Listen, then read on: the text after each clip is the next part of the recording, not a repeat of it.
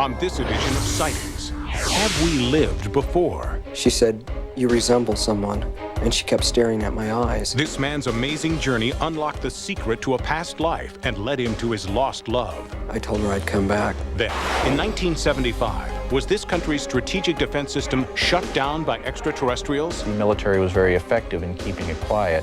Could it happen again? It's not the first time in UFO history, won't be the last. Plus, a sightings update. Will the Heartland ghost strike again? I think there is perhaps a lost soul or a spirit that is trying to communicate. Later, they risk their lives while in an altered state of consciousness. It's dangerous, there's death there. And survivors of near-death experiences share a special message. I'm not afraid to die, that's for sure.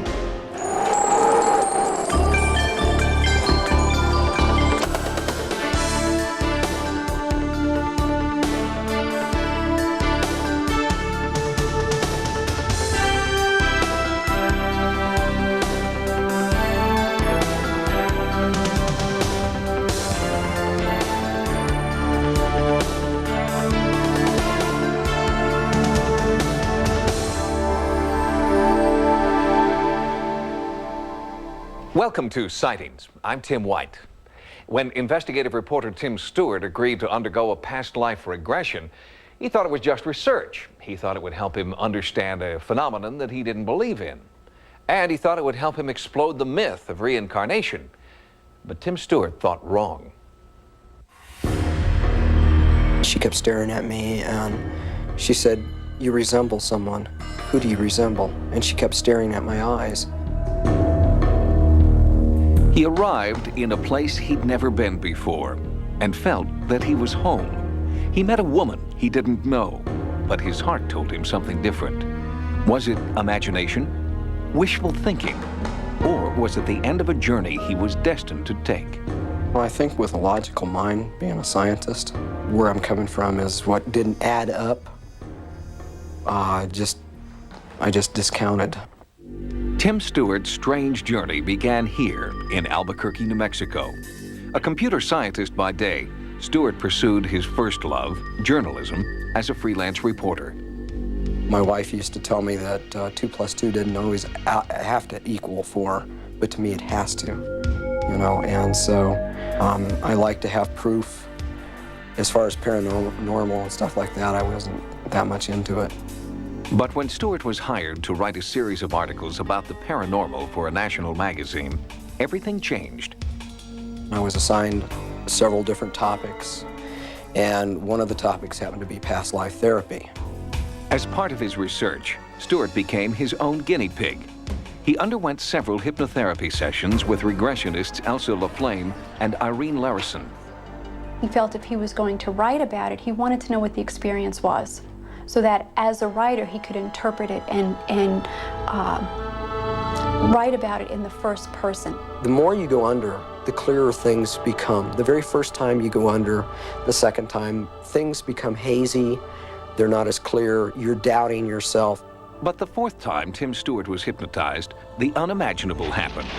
The impartial reporter began revealing very personal details about a man who had died before Stewart was born. I knew that I grew up in a town called Allentown, Pennsylvania. I knew that I had brothers, and it was still bits and pieces of a puzzle. He started coming out with some very good information. He started coming out with names, with places, with descriptions. She said, "Where are you?" And I said, North Africa. It was just as clear as day. I knew where I was. I knew that my name was on my bag. I had this cold feeling. I was chilled to the bone. I knew that he was part of the 47th Infantry, the 9th Division. I knew that I was born May 27th, 1919. When I was asked to look at the dog tag, it was as clear as me looking at you. I could read the numbers off of it. I was able to bring out his military serial number, his blood type. I kept saying that my name was William, but I knew the last name was Max. Under hypnosis, a portrait of William Max emerged. He was a soldier, husband, and father, born in 1919 in Allentown, Pennsylvania. But was there really a William Max? I called the Allentown Library, and we got a hold of the gentleman who is head of genealogy. And he had told me he would look into it. A month later, Stewart received a letter from the library. Enclosed was the obituary of a man named William Max and his photograph. I opened it up, and there was William's. It was just a black and white, but still, there was an uncanny resemblance to me. And I started crying. And I don't know why, but I did. You know, it was too much.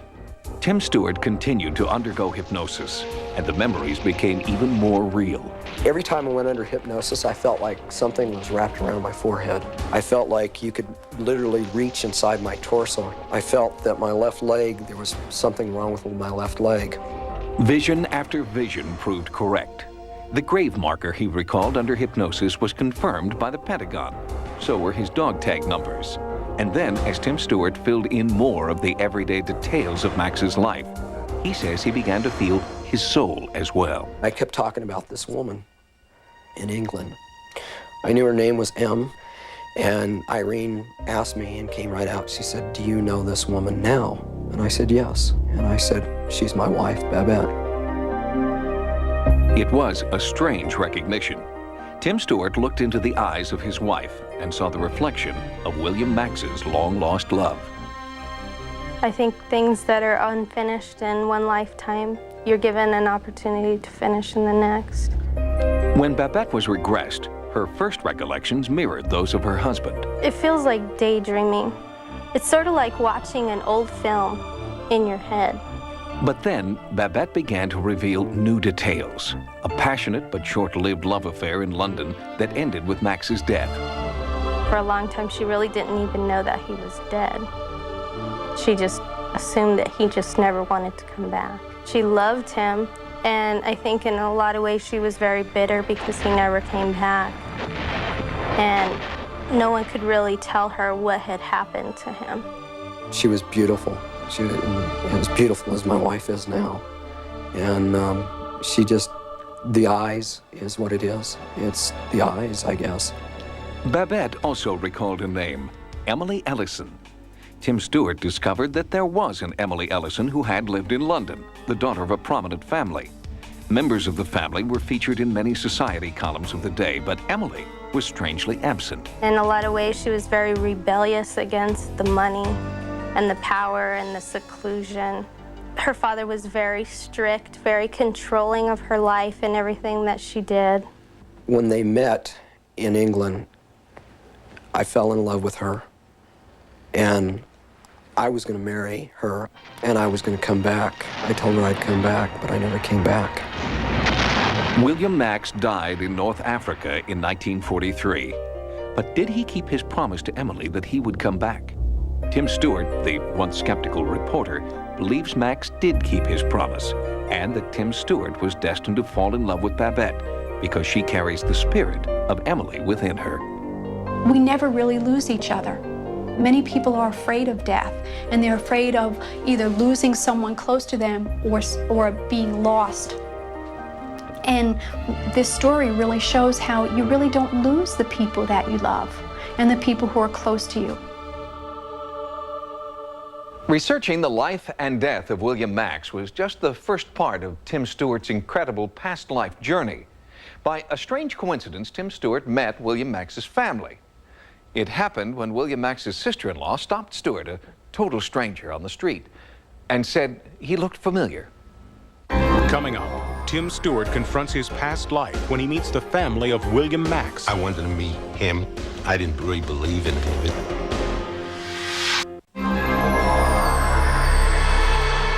After his past life regression, skeptical reporter Tim Stewart was still a reporter. But he was also a believer. He fully accepted the fact that he was the reincarnation of a man named William Max. But would the surviving members of Max's family also accept the fact that their dead brother and uncle had returned in the body of Tim Stewart?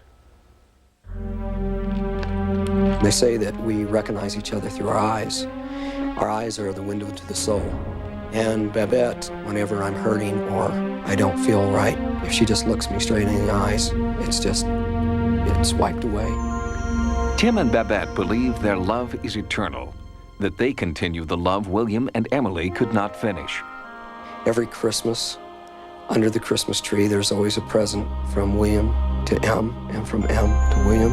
Last year it was something as inexpensive as, I think, a 75-cent English coin that dated 1943. And it had to be something to link to that life. Babette's past life is only one link in a chain of strange events that culminated in Tim Stewart's visit to Max's hometown in Pennsylvania. He hadn't been in Allentown since he was 4 years old. I went back for a funeral, and I mean, probably would have never went back to Pennsylvania, but Uncle Charlie happened to be one of my very favorite uncles. And I was with another aunt and uncle, and we were in the car right behind the hearse, and we happened to pass over a railroad track. As soon as we got to the railroad tracks, Tim said, "This seems like I've been here before." He says, "I really feel like I've been here." Tim had to get out of the car. Someone or something was pulling him in strange directions. It was like, literally the hair on the back of my neck stood on end. With an unsettling mixture of fear and déjà vu, Tim Stewart rejoined his family and met a momentary stranger. We had a funeral that day, and Bernice brought Tim and introduced me to him.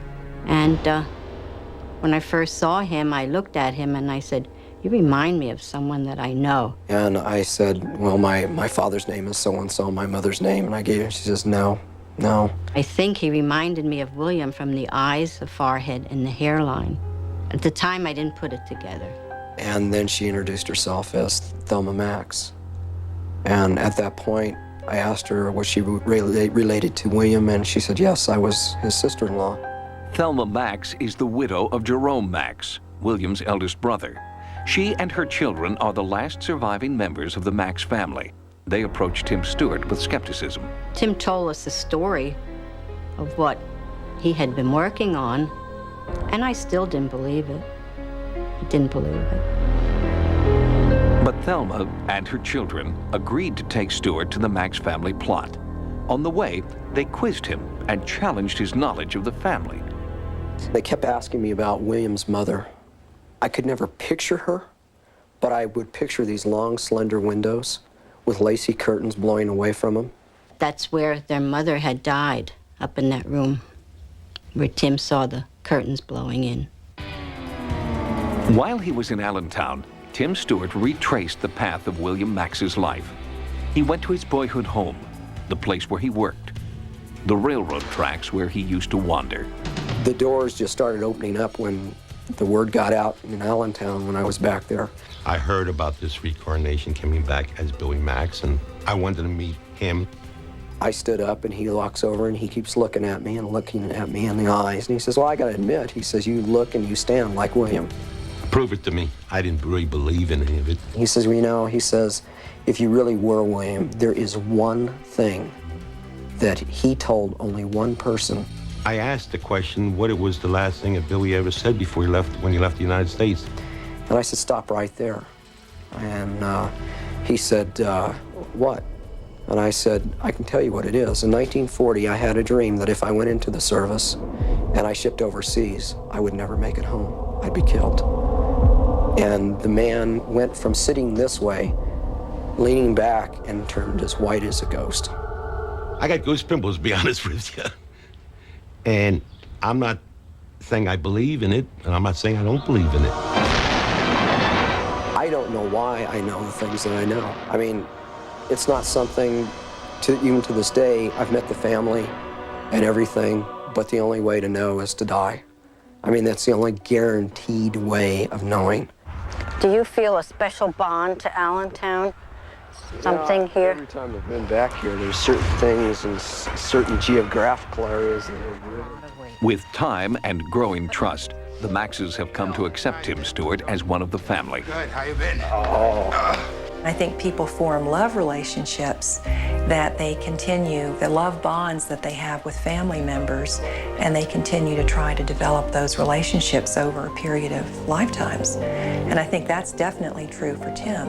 It was not a coincidence he went to Allentown. I don't believe in coincidences. I really believe that the energies tend to move us where we need to be. Psychologist and regression therapist Betty Binder believes Tim Stewart was brought to Allentown to bring closure to a life cut short. An individual who died in World War II, came back very quickly, and has a strong desire to complete something or find somebody. Babette thinks she knows who William Max is trying to find. During her regressions, Babette has seen Emily with a baby. I thought that they had had a child together and that he had never known that the child existed.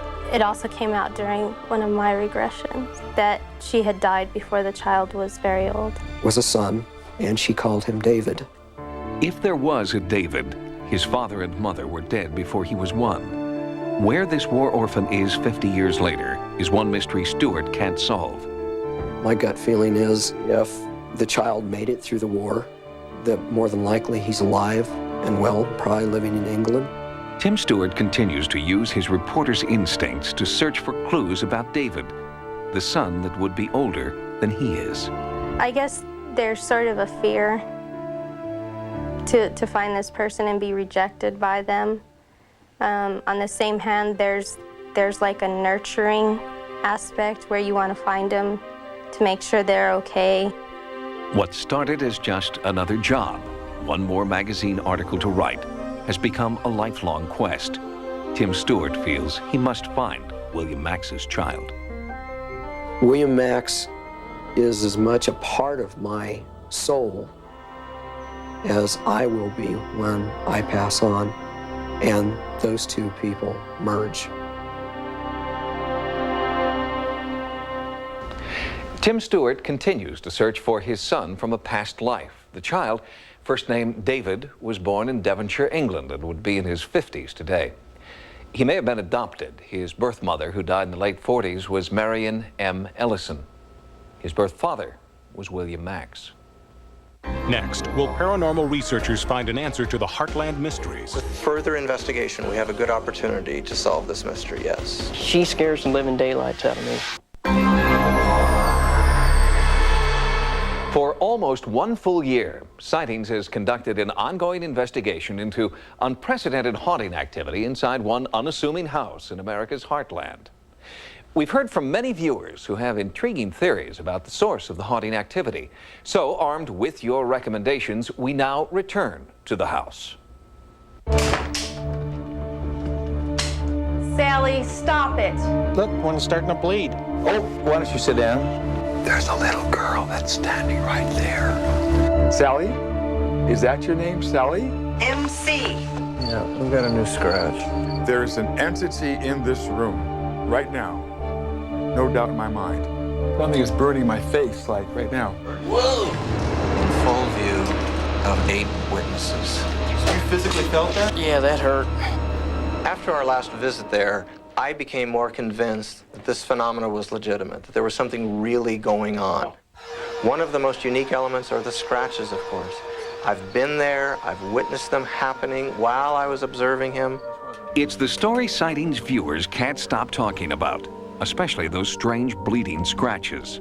Parapsychologist Carrie Gaynor responds to your suggestions that the bleeding scratches could have a medical rather than a paranormal explanation.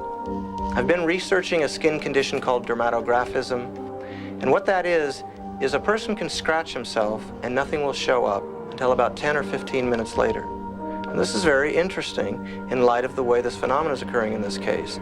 The references that I've looked at so far do not include bleeding with this skin condition, and certainly in this case, there have been bleeding scratch marks. So this doesn't seem to be a very good explanation for what's going on in this case. Many viewers also wanted to know more about the child entity known as Sally. Sightings was chastised for overlooking a religious explanation, so our team now includes Franciscan monk Father Ed Anthony. I would not consider Heartland to be an extreme case. I don't think there's demonic possessions going on. I think what's happening there is perhaps we would maybe call a lost soul or a spirit that is trying to communicate. When you try to communicate with somebody, if they're not listening to you, if they're not paying attention to you, you're going to do all kinds of things to get that person's attention. I think perhaps a spirit would do the same thing. Many viewers have suggested that the scratching is actually stigmata, which they define as a physical manifestation of Christ's crucifixion wounds. I don't think Jeff is experiencing a stigmata. I think you have to look at, is there a connection to the doctor who was involved or who was there when this young girl died? There is a part in scripture that says, and the sins shall be passed from generation to generation upon your children's children's children, however. You know, what happens is it can jump over generations.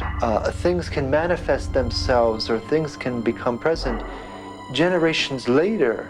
I've heard of these things happening, and I think that you can find a psychological reason for it all the time. Not to say that there may not also be a ghost or an entity or some kind of spiritual explanation that goes along with it. But I think there's also a psychological connection. Psychiatrist Dr. Carol Lieberman agrees with many sightings viewers that there is a psychological explanation for the haunting activity. Something about Pam and Jeff makes them more susceptible to haunting activity. Some people believe that ghosts don't just attach themselves, or entities don't just attach themselves to anyone, or don't just come in at any time. That people, the more open a person is, in various ways, vulnerable or open in a positive way, the more they're likely to affect them.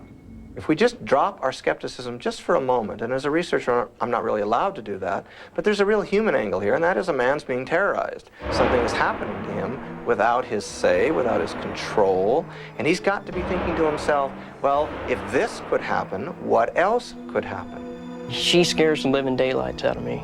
If I had to come up with one global explanation to include the whole family psychodynamics, as well as the spiritual entities that may dwell there, I would say that it has to do with a lot of anger directed at father figures for abuses that have gone on through the ages, with the anger at fathers or father figures. These expert opinions are important, but as long as Jeff and Pam remained in the house, the entities didn't appear to pay any attention to expert opinion. Now, a new family lives in the house. So far, they've experienced no haunting activity. When I go around town, everyone asks, when I tell them where I'm living, they start talking about it, and they tell me I've heard so many stories, and I was surprised that there's so many people that believe this stuff. If the activity continues in the house with the new family, then what we have is a traditional haunt. And the people coming into the environment might bring that phenomena out. So it's even possible that somebody could live there and nothing would happen. If, on the other hand, it follows the family to their new home, then we have a haunt, really, that seems to be centered around an individual. Jeff. You're being asked to help Sally. The danger sometimes comes in, I think, with things like this, when we refuse to do that. You asked me earlier if there is any physical possibility of any physical danger or harm. I think there could be. With further investigation, we have a good opportunity to solve this mystery, yes. I think we have a pretty good chance. While the house is quiet now, both Carrie Gaynor and psychic Peter James believe there are two spirits, one good and one bad. There is also reason to believe that Sally, the so-called bad spirit, may have followed the former residents to their new house. We'll keep you updated. Coming up, did extraterrestrials sabotage U.S. missile sites? An object managed to change the tracking numbers on the missile. Then, altered states of consciousness may keep them alive. And later, back from the dead with messages of hope.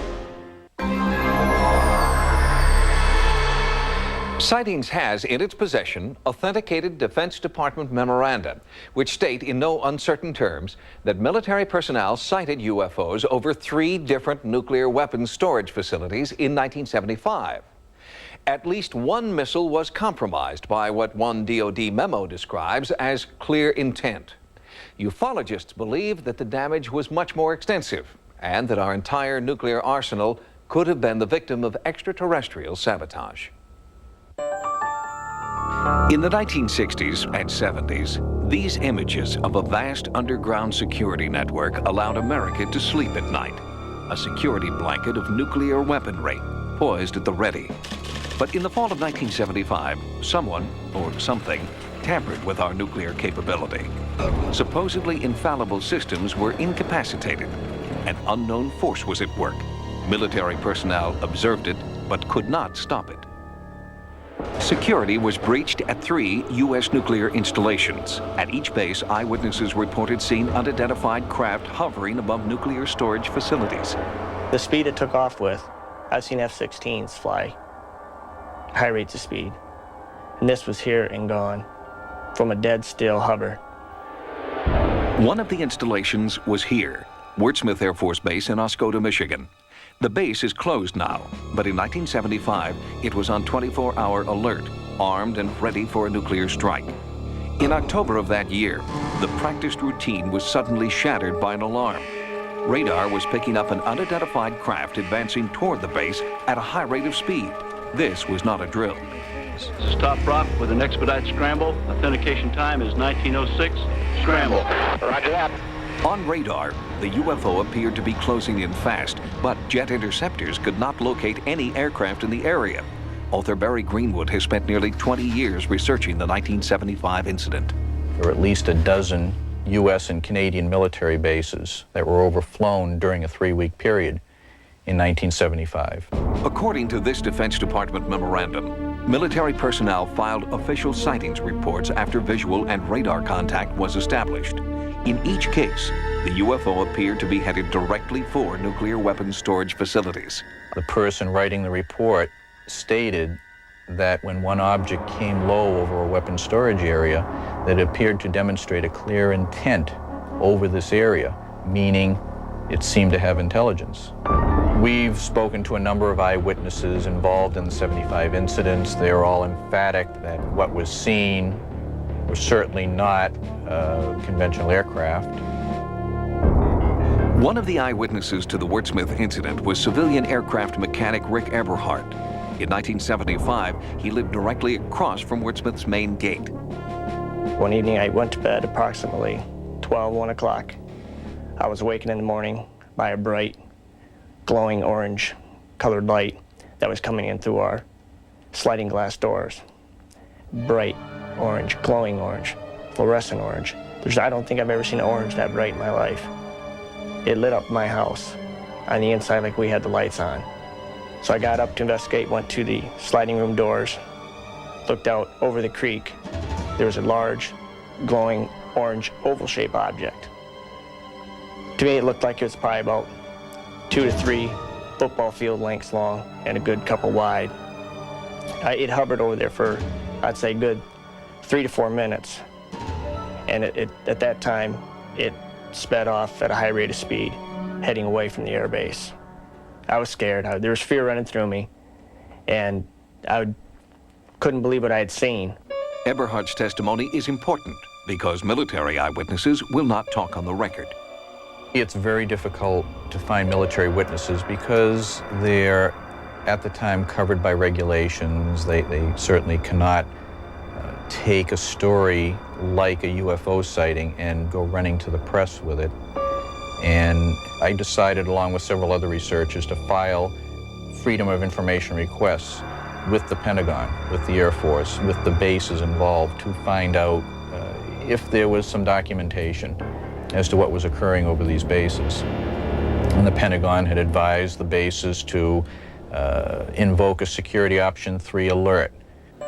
According to this Air Force document, the high-level security alert was ordered because, quote, penetration of sensitive areas during the hours of darkness have prompted the implementation of Security Option 3 at our northern tier bases, unquote.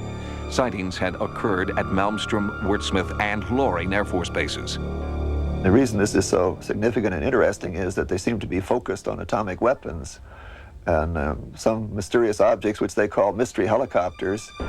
Some kind of unidentified objects were seen and tracked on radar flying around in areas where they had no business being. In fact, these bases, because of what they stood for, they were our massive retaliation capability, and therefore they were very high security bases with usually security police and guard dogs, barbed wire, alarm systems, all kinds of things that made them very highly secure bases. And that's why this is so significant, that whatever this was flying around could just penetrate all these defenses at will. Timothy Good is the author of Above Top Secret. He believes the extent of the UFO invasion was far greater than the 3 incidents reported by the Air Force. According to some researchers, and some people who have come forward, there were several occasions when UFOs hovered over the nuclear missile silos when it was shown on the control panel that the missile would not have been able to have been launched. Could UFOs invade and neutralize America's missile launch capability? According to ufologists, they could, and did. Malmstrom Air Force Base during the first week of November of '75 had several intrusions near missile silos, one involving an object which, according to one witness, hovered over the silo and somehow managed to change the tracking numbers on the missile. According to the witness, the missile had to be removed and retooled to make it work again. And to see this, not in UFO books, but in government military messages, was a real eye-opener. And I think that if the public had known that at the time, there would have been great alarm. To the Air Force, Wurtsmith is a dinosaur whose extinction was made possible by the end of the Cold War. To ufologists, it's a silent reminder that UFOs have been among us and that their intent is clear. So it's not the first time in UFO history, it won't be the last. There are lots of cases where these things were real and unexplained and flying in and out of these top security areas at will, and they had no control over it. This would cause them a serious problem. They can't say, we're defending you. They just can't. You know, it's beyond their capability, and they shouldn't be held to blame for this. I just wish they would be a little more candid about, with the public, about what goes on in these cases. The United States Air Force continues to deny allegations that the 1975 sightings incapacitated our nuclear defense systems. But they do not deny that there was clear intent displayed by UFOs flying over Wurtsmith, Loring, and Malmstrom Air Force bases. Next, snakes in the pulpit lead these people to altered states of consciousness. They handle fire, snakes, drink strychnine without being injured. Recent studies indicate that altered states of consciousness, deep relaxation, for example, can ease pain and alleviate symptoms of disease. But are there mental states that can actually shield the physical body from disease and even death? In small churches throughout America, people in an altered state of consciousness are drinking poison, handling cobras, and living to tell about it.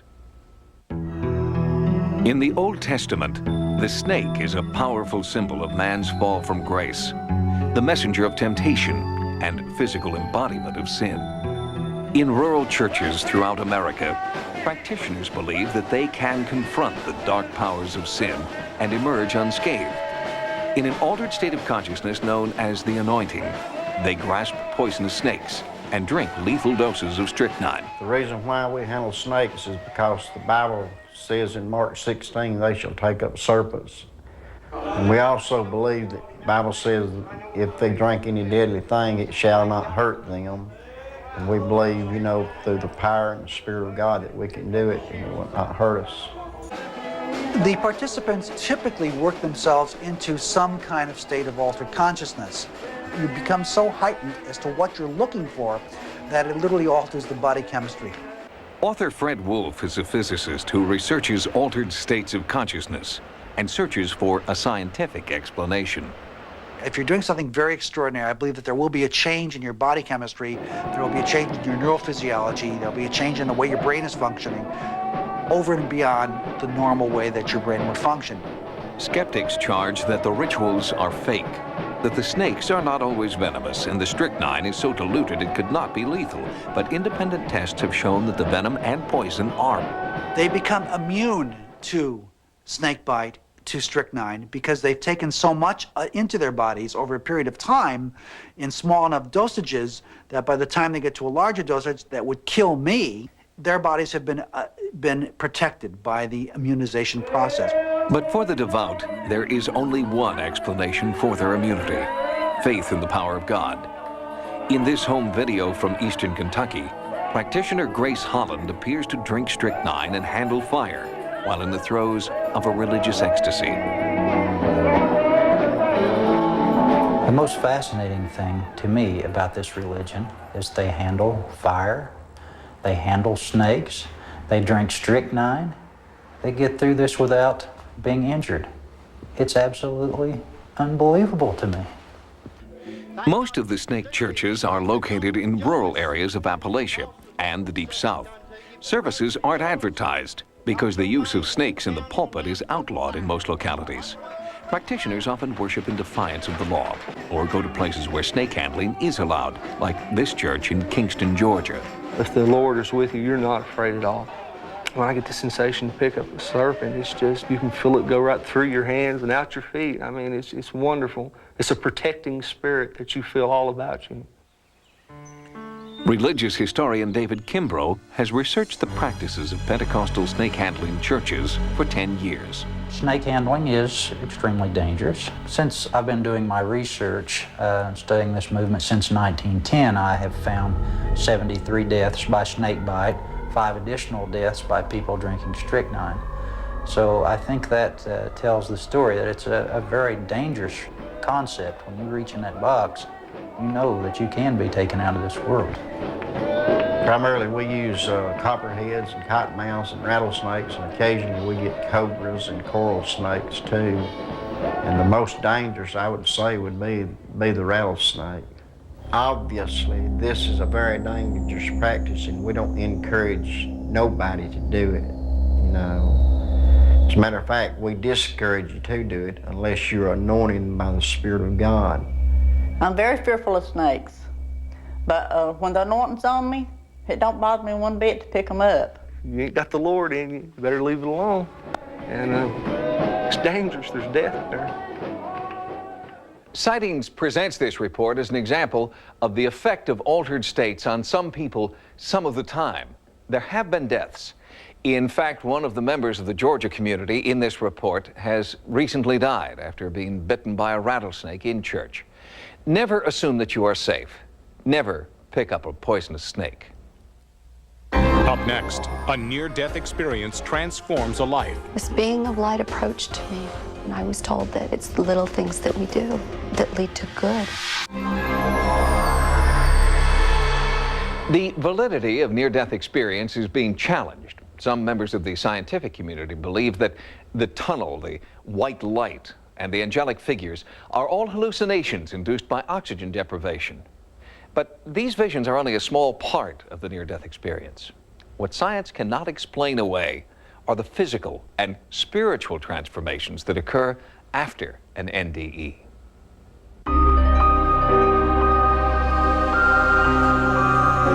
They claim to have walked through the invisible door between this world and the next and have glimpsed life after death. But before they take the final irretrievable step into oblivion, they are pulled back for a purpose, and then transformed by what is called the near-death experience. Before I had the near-death experience, I was not a good person at all. I was fearful, materialistic.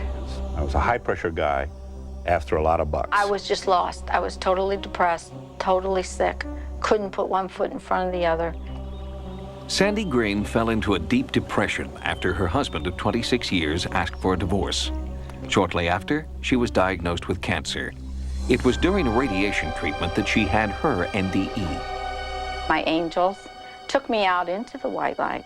It just pulsated with the brightest light, and it was love. It was pulsating love. The nice thing I remember is there was no pain. I received the energies and the knowledge and the help to learn how to become well if I wanted to go back and learn how to save my life and then teach others how to do it. I would have a loving life again. And boy, is that powerful for a person like me who lost everything. Sandy was transformed emotionally and physically. Working with Orlando's Getting Well program, she beat her cancer. Anger stops my creativity. It actually increases my tumor markers. Her physician, Dr. Peter Goulden, has charted Sandy's remarkable recovery. When we see that happen, we try to pin that down by something we've done as the profession. Was it that radiation that we gave? How about the chemotherapy, etc.? And a lot of times we don't have an adequate explanation for why things got better. And And so, who knows? Sandy has returned to her nursing career with a new mission. She is the founder of Hope and Recovery, a program which provides home care for cancer patients. I try to sell them on the adventure because mine has been an adventure, not the trials and tribulations of cancer, but my adventure. Hope is believing that anything is possible. Hope was not a word in Angie Fenimore's vocabulary when she had her NDE after a failed suicide attempt. I really had some feelings of self-doubt, thought I was a bad mother and a bad wife, and I decided I was just going to end my life, but I had no other choice. Angie took an overdose of pills and slit her wrists to end the pain, but there was no comfort in death. I started looking around for a tunnel of light like I'd, heard about, and there was nothing there except for darkness. And I heard the words, "Is this what you really want?" And in the time that it took for me to hear those words, this being of light approached me. I was filled with truths and with pure knowledge, pure understanding of how life works. And I was told that it's the little things that we do that lead to good and light in the world. After my near-death experience, I could see clearly how I had created the problems in my life and quite easily how they could be avoided. For Angie, the experience revealed one supreme truth that transformed her life: the overwhelming power of love. Not love in the usual personal sense, but a kind of universal love. It's easy to understand why people speak in this way, though, because it's exactly that they feel filled with during their NDE, and they can't help radiating it afterward. But that's it, it's love. It was just that love and serenity, just I can't put it in words what it was like, but it was beautiful. Dee Wagner was a heroin addict and an unfit mother, according to the court that took her daughter away. But then Dee had an NDE. Before her near-death experience, my mom had no respect for herself. She was into her partying and her drugs and her dealing, and it was more like I was the parent in our relationship. I always took care of my mom. After my mom's near-death experience, she turned into a person that's loving and caring and has respect for people and herself. I have a relationship with Tanya again, and it's a pretty good relationship. People that know me say that I'm different as night and day, made a 180-degree turnaround. And I'm not afraid to die, that's for sure, because I got to get a glimpse of where I would be going. And I'm glad I have a second chance, because when I do go, I'll be going clean and sober.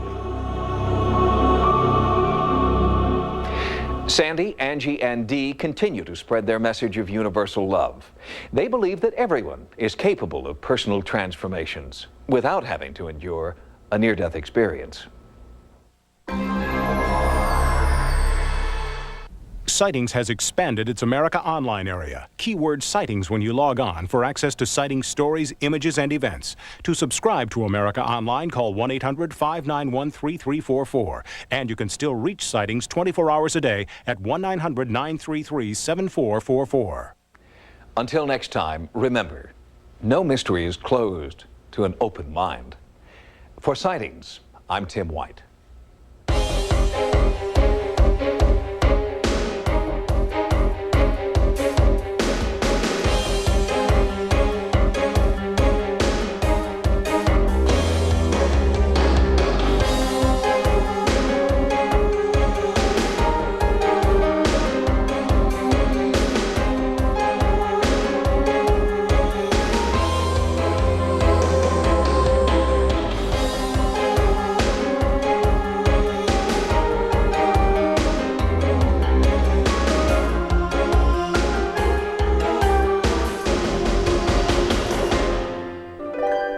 Thank you.